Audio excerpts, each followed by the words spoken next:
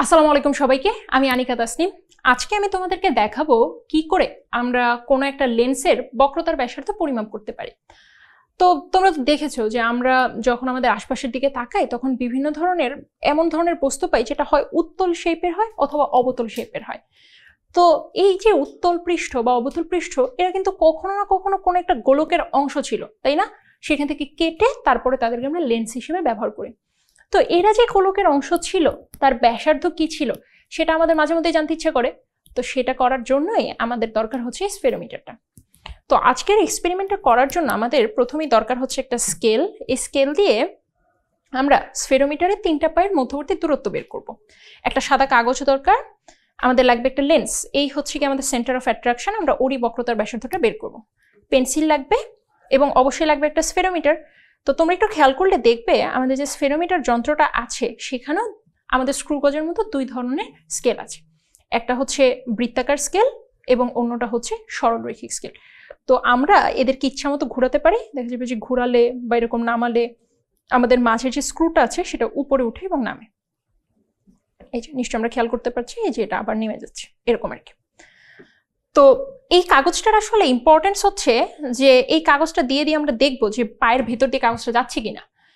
তো এই হচ্ছে আমাদের যাবতীয় জিনিসপত্র। এবার চলো আমরা একটু এক্সপেরিমেন্টটা শুরু করি। তাহলে আমাদের এক্সপেরিমেন্টের প্রথম কাজ হচ্ছে আমাদের সাদা কাগজের ওপরে আমরা এই জিনিসটা বসাবো। বসিয়ে পেন্সিলের সাহায্যে আমরা 3 পায়ে 3টা ডট চিহ্ন দিব। এই আমার একটা পা, এই আমার 2 নম্বর পা, এই হচ্ছে আমার 3 নম্বর পা। তো শেষ। এবার আমার কাজ হচ্ছে এই স্কেল দিয়ে আমি এদেরকে যোগ করে দিতে চাই। যোগ করে দিলাম, এই বিন্দুর সাথে এই বিন্দুটাকেও যোগ করে দিলাম, এই বিন্দুটাকেও যোগ করে দিলাম। ওকে, এবার আসো আমরা 3 পায়ের যে দূরত্বটা সেটা একটু পরিমাপ করে ফেলি, অর্থাৎ নোট ডাউন করে ফেলি। তো প্রথমে খেয়াল করে দেখো এটা চলে আসছে 3.5 সেন্টিমিটার। তাহলে আমি একটু লিখে ফেলি 3.5 সেন্টিমিটার। আমার এটা একটু বের করে দেখি কত আসে। এটাও দেখো চলে আসছে 3.5 সেন্টিমিটার। এবং এটা একটু দেখি,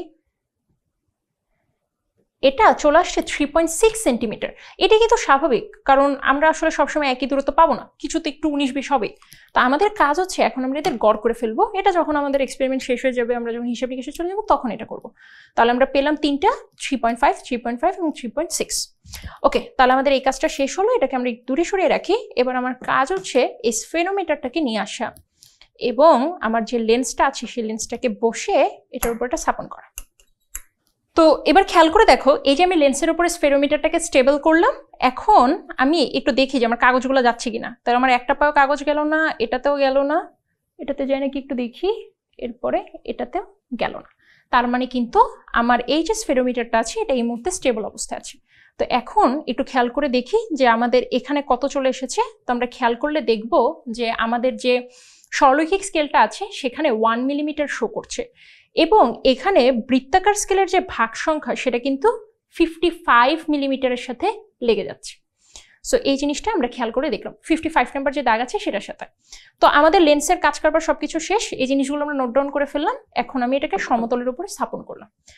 এখন খেয়াল করলে দেখবো আমি যদি মাঝে দিয়ে, দেখো কাগজটা কিন্তু পাস হয়ে চলে যাচ্ছে এবং এটা খুবই স্বাভাবিক, কারণ আমরা কিন্তু আগে লেন্স রেখেছিলাম এবং লেন্সটা কিন্তু কিছুটা উত্তল ছিল। তাহলে আমি এটাকে আবার একটু নর্মাল করি। এই যে যাচ্ছে না, এই যে যাচ্ছে না, এটা আবার চলে যাচ্ছে। তাহলে এটাকে আবার একটু নর্মাল করতে হবে। তাহলে যাচ্ছে না, যাচ্ছে না, যাচ্ছে না, এই যে যাচ্ছে না। তার মানে এখন আমার এই অবস্থায় এটা স্টেবল আছে। তো এখন যদি একটু খেয়াল করে দেখি তাহলে আমাদের এখানে 0 দাগের সাথে এটা মিলে গিয়েছে, নিশ্চয়ই আমরা দেখতে পাচ্ছি। এবং বৃত্তাকার স্কেলের দাগ সংখ্যা হচ্ছে এখানে 4 অথবা 3। মানে এটা না খুব জরুরি না, কারণ এক পাশ তো আসলে আমার 0 হয়ে গিয়েছে, তো পুরো মানটা 0 হয়েই যাবে। তো এটা 3 অথবা 4 এইরকম একটা দাগের সাথে মিলে যাচ্ছে। ওকে, তাহলে আমাদের কাজকর্ম করা শেষ। এবার চলো আমরা একটু হিসাবটা করে ফেলি। তো এই হচ্ছে কি আমাদের স্ফেরোমিটারের সূত্র, যেখানে আর কেই আমরা আসলে বের করতে চাচ্ছি, যেটা হলো বক্রতার ব্যাসার্ধ। ওকে, এটা আমরা বের করতে চাচ্ছি। এখানে এল কে আমরা বলছি হচ্ছে 3 পায়ের মধ্যবর্তী দূরত্ব। তো 3 পায়ের মধ্যবর্তী দূরত্বটা কিরকম এসেছিল সেটা আমরা একটু বের করে ফেলি। তাহলে আমাদের 3 পায়ের মধ্যবর্তী দূরত্ব ছিল 3.5, 3.5, 3.6। তো আমাদের কাজ হচ্ছে এখন এল এর যে ভ্যালুটা সেটা বের করে নিয়ে আসা। 3.5, 3.5, 3.6 ডিভাইডেড বাই 3। তো আমরা একটু ক্যালকুলেটরে এই মানটা বের করে ফেলি। তাহলে আমাদের এই মানটা চলে আসছে 3.53 এবং এটা কিন্তু চলে আসছে সেন্টিমিটার এককে, কারণ আমরা কিন্তু এটাকে সেন্টিমিটারে পরিমাপ করেছি। ওকে, তো এছাড়াও আমাদের যেটা বাকি থাকলো সেটা হচ্ছে এই এইচ এর ভ্যালু। এই এইচ এর ভ্যালুটাই আমরা আমাদের হিসাবের টেবিল থেকে বের করব। ওকে, তাহলে চলো। আচ্ছা, এই হিসাবটা করার আগে আমি একটু লিখে রাখি যে আমার এল এর ভ্যালু চলে এসেছিল 3.53 সেন্টিমিটার। এটা আমি নোট ডাউন করে লিখে রাখলাম। তো এবার আসো আমাদের হিসাব নিকাশগুলো একটু করে ফেলি। তাহলে আমাদের হিসাবে আমাদের উত্তল পৃষ্ঠের রৈখিক স্কেলের যে পার্টটা সেটা চলে এসেছিল হচ্ছে 0.1। বৃত্তাকার স্কেলের পার্ট ছিল হচ্ছে 55 ইন্টু আমাদের লঘিষ্ঠ গণন কত ছিল? আমাদের লঘিষ্ঠ গণন ছিল হচ্ছে 0.1 মিলিমিটার। এগুলো সবই কিন্তু মিলিমিটার আসছে, আমাদের কিন্তু এগুলোকে সেন্টিমিটার নিতে হবে। তাহলে আমাদের মোট পার্ট চলে আসছে এই যে 0.1, এটার সাথে এই পুরোটাকে আমরা গুণ করব 55 ইন্টু 0.1। তাহলে আমি একটু করে ফেলি 0.1 ইন্টু 55 ইন্টু 0.1, এটা চলে আসছে 5.51 এবং এখনো পর্যন্ত কিন্তু এটা মিলিমিটার এককেই আছে। তো এটা আমরা একটু মাথায় রাখলাম যে এটা মিলিমিটার এককে। আমাদের যে সমতল পৃষ্ঠ সেটা রৈখিক স্কেলের পার্ট আমরা পেয়েছি হচ্ছে 0।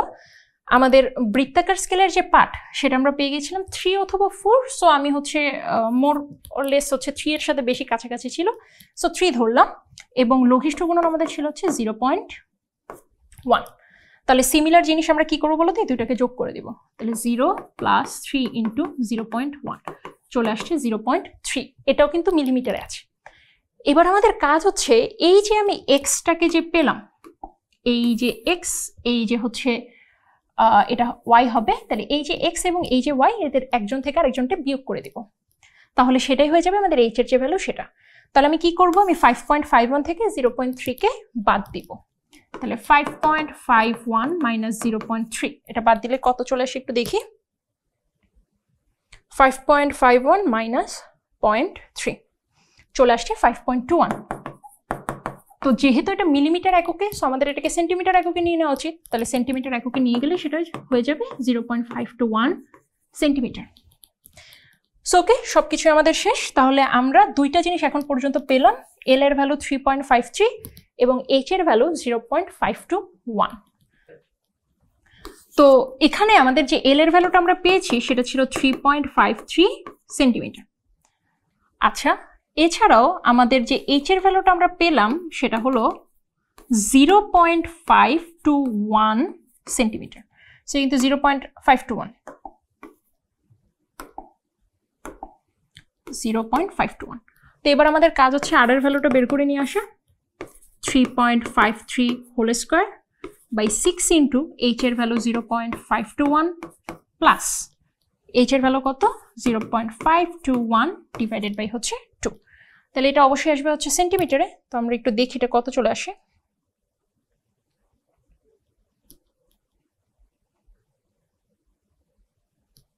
তাহলে 3.53 ডিভাইডেড বাই 0.521 ইন্টু 6, এরপর চলে আসছে